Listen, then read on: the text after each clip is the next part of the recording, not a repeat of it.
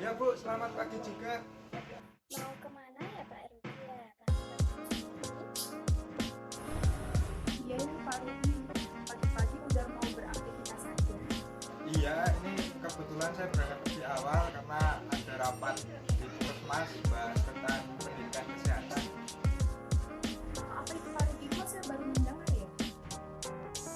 Itu loh Bu, seperti acara berkumpul, seperti sosialisasi, tapi itu tuh membahas tentang kesehatan, seperti yang waktu itu Pak Rudi ya. Iya Bu, kurang lebihnya ya seperti itu. Kita nanti sharing-sharing tentang materi pendidikan kesehatannya atau ngobrol bareng lah tentang satu topik masalah kesehatan. Oke, kalau begitu saya permisi dulu Bu ya, nanti keburu telat. Mari Bu.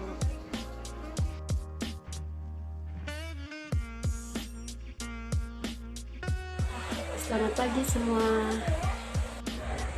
Baik, langsung saja ya teman-teman. Sesuai dengan program kerja kita, di sini kita akan mengadakan pendidikan kesehatan. Ada yang ingin mengusulkan temanya, langsung saja saya persilahkan. Izin berpendapat Bu Mirna, untuk saat ini kasus yang sedang tren adalah otitis media. Mungkin kasus tersebut bisa kita jadikan sebagai judul penkes kita, Bu.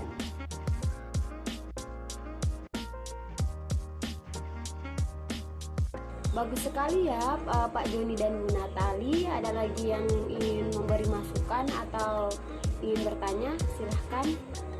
Maaf Ibu, saya ingin bertanya untuk otitis media ini penyakit apa ya? Baik Pak Andreas, jadi penyakit otitis media ini merupakan salah satu penyakit yang berhubungan dengan indera pendengaran ya Pak ya. Begitu Pak. Oh, terima kasih Bu. Sama-sama Pak. Untuk waktunya kita ambil hari libur saja ya Pak ya. Jadi pada tanggal 11 Oktober 2020, bagaimana yang lainnya, setuju? Ya Bu, saya setuju dengan usulan Ibu tadi. Baik, nanti dipersiapkan ya untuk materinya. Kemudian untuk Pak Rudi dan Pak Andreas, saya minta tolong untuk mengurus ini ya Pak ya bersama warga. Mungkin itu saja dari saya. Terima kasih atas waktu dan kerjasamanya rekan-rekan semua. Semoga pendidikan kesehatan ini dapat berjalan dengan lancar. Saya akhiri. Selamat pagi.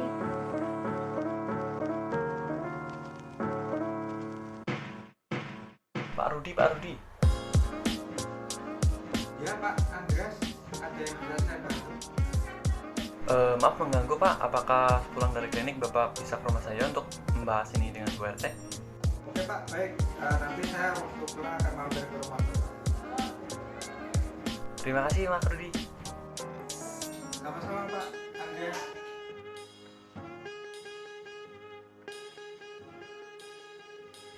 Itu Pak Rudi sudah datang. Selamat sore Pak Andreas dan Bu Catherine. Silakan duduk Pak Rudi. Gini Pak, saya minta Bapak Rudi datang kemari untuk membahas tentang acara besok itu bagaimana Pak, waktu dan tempatnya di mana. Izin saran bagaimana jika dilakukan di balai pertemuan dan untuk waktunya itu pukul 2 sore. Bagaimana? Boleh juga Bu, sarannya seperti itu. Saya sangat setuju. Dan nanti saya juga mohon bantuannya pada Bapak dan Ibu untuk mengumpulkan warga-warga atau penduduk desa ini supaya nanti bisa mengikuti pendidikan kesehatan bersama, sehingga semua warga bisa mengetahui informasi yang akan kami sampaikan. Oh baik, kalau begitu nanti biar saya kasih tahu warga. Terima kasih Pak Rudi. Sama-sama Pak Andreas dan Bu Catherine. Kalau begitu saya pamit pulang terlebih dahulu ya Pak. Pak, kalau begitu saya juga mau pulang. Siapa tahu nanti bertemu warga. Saya akan beritahu mereka. Mari Pak.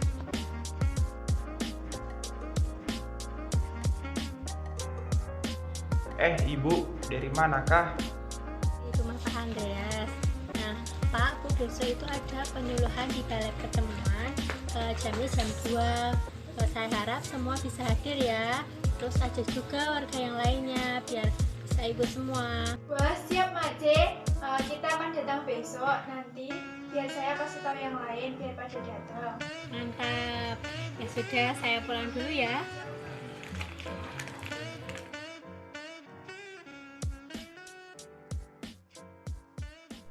Selamat siang Bapak Ibu sekalian.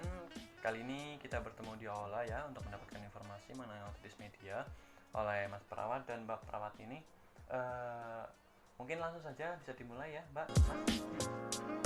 Assalamualaikum warahmatullahi wabarakatuh, Bapak dan Ibu. Terima kasih atas partisipasinya Bapak dan Ibu sekalian. Perkenalkan, di sini saya Perawat Rudi dan dua rekan saya Perawat Joni dan Perawat Natali. Oke, di sini kami ditugaskan untuk memberi sebuah wawasan baru pada Bapak Ibu sekalian mengenai otitis media. Oke, langsung saya mulai saja mengenai pengertian atau definisi dari otitis media. Otitis media sering disebut dengan curakan ya kalau di masyarakat umum. Nah, ini adalah suatu proses infeksi yang terjadi di telinga atau di rongga telinga ya. Nah, infeksi ini disebabkan karena luka yang terjadi pada saat kita membersihkan telinga kita. Ya, dari luka tersebut dapat menimbulkan nanah atau cairan keluar dari telinga kita dan rasanya sangat nyeri. Nah, jadi bisa disimpulkan otitis media ini adalah peradangan atau pembekakan yang terjadi karena infeksi yang disebabkan karena virus atau bakteri yang terjadi pada rongga telinga kita. Nah, untuk faktor resiko atau penyebab dari otitis media sendiri akan langsung dijelaskan oleh rekan saya, Mbak Natali. Oke, silakan Mbak Natali. Baik Bapak Ibu, untuk faktor risiko terjadinya otitis media ada beberapa yang harus diperhatikan.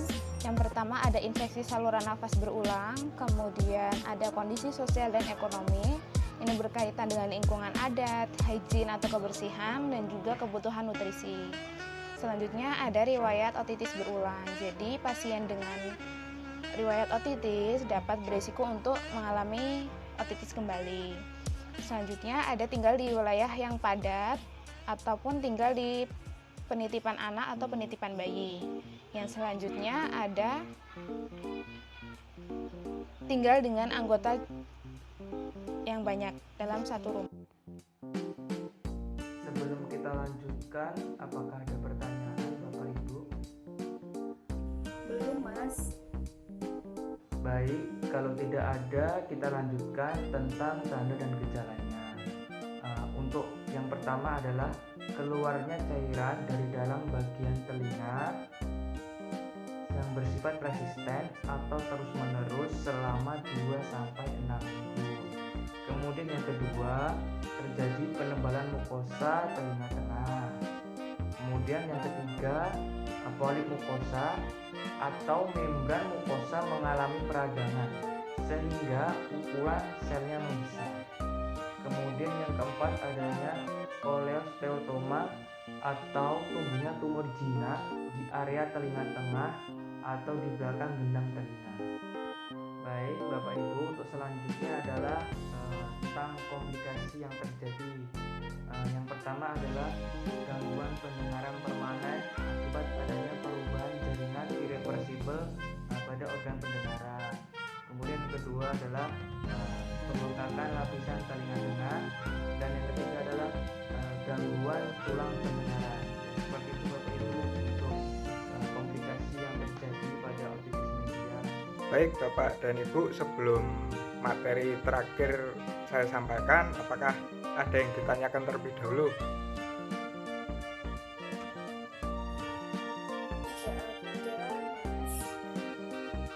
Oke, baik, kalau tidak ada yang ditanyakan, kita lanjut ya. Yang terakhir yaitu mengenai pengobatan yang dapat dilakukan atau cara untuk mengatasi masalah otitis media ini.